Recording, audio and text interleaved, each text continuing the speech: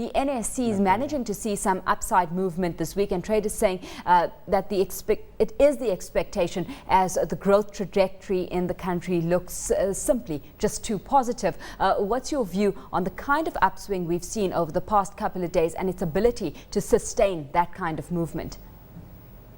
What I'm seeing at the market, basically, apart from the positive sentiment that many investors have been getting because of the passing of the new law, is the other aspect is most of the companies have actually been reporting very positive results in terms of fundamentals, in terms of positive growth, and at the end of the day, a fatter bottom line. So I'm looking at the companies actually having a better return compared to how things were 2 years ago. So this coupled with proper management and hoping that a better policy in terms of business incentives, in terms of the new law actually creating a stable environment for better investment opportunities for foreigners and even local investors, in terms of management, in terms of reducing corruption, having policy frameworks that can actually offer sustainable business solutions are the key reasons why the market is actually looking for a sustainable growth pattern. Well, with the positive signals easing nerves in the corporate circles where capital raising activities have been on ice for the last couple of years, a big wave of fundraising activities is expected in the next 6 months.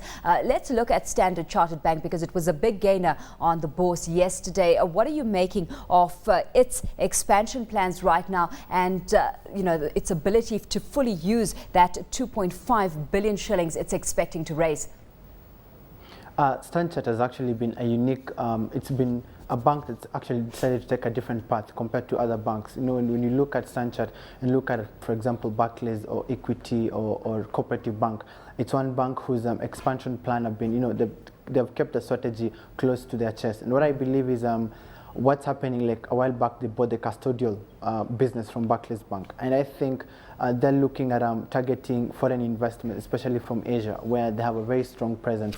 And I'm looking at the aspect of investment opportunities, because what most banks are actually offering at the moment are commercial services.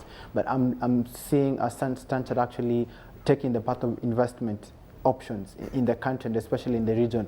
And I think the rights issue is going to be a serious watches in terms of for them offering high-end investment options to their unique client base. And I think the performance yesterday at the market basically is the aspect of people getting ready to benefit for it, because it's a bank that has high liquidity in terms of capital to be able to run its affairs.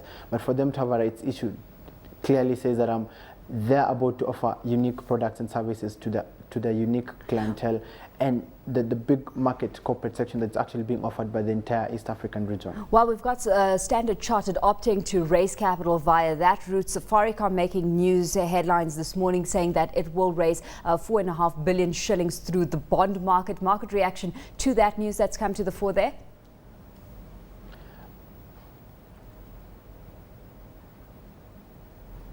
Steve, just looking at market reaction to the news that's come to the fore with regards to Safaricom and its plans to raise a capital via a bond issue?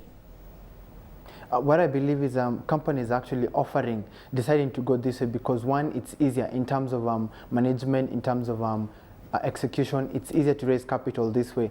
And I believe, like most of them being listed companies, it makes it easier for public accountability in terms of how what the money is going to be used for, and also it gives credibility and confidence for investors to actually be part of the brand in its growth strategy.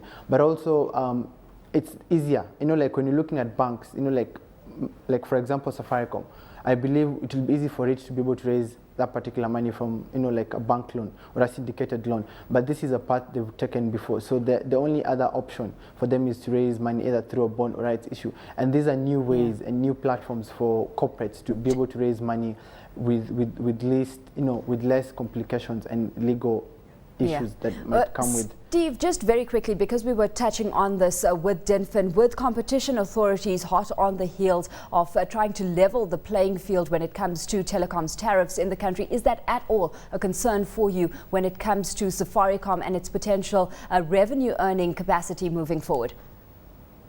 I believe it's a concern for me, one as an analyst and one, secondly as an investor, because at the end of the day, we'd like to see a level field whereby we can be able to see true competition or true worth of companies. And I believe even with reevaluating the rules that have been, an issue in the telecommunications industry, Economics Frontier, the consulting firm that was actually appointed by the Ministry of Information to actually look into this issue, still, even despite coming up with new recommendations, we're seeing that many players in the industry, like Bati Airtel, for example, having an issue with it. So I believe a lot of more consulting needs to be done, because at the end of the day, what we've been doing SIM card registration for the last 2 months, and we've been able to see the true value, the true worth of these companies in terms of client base. And we've been able to say that indeed Safaricom is way ahead of these other companies. And the statistics that we've been riding on for the last couple of months actually want true, and the SIM card registration has been able to give us the true value, in terms of client base. And I think this should actually redetermine how the playing field should be enacted as far as legal policy framework is concerned.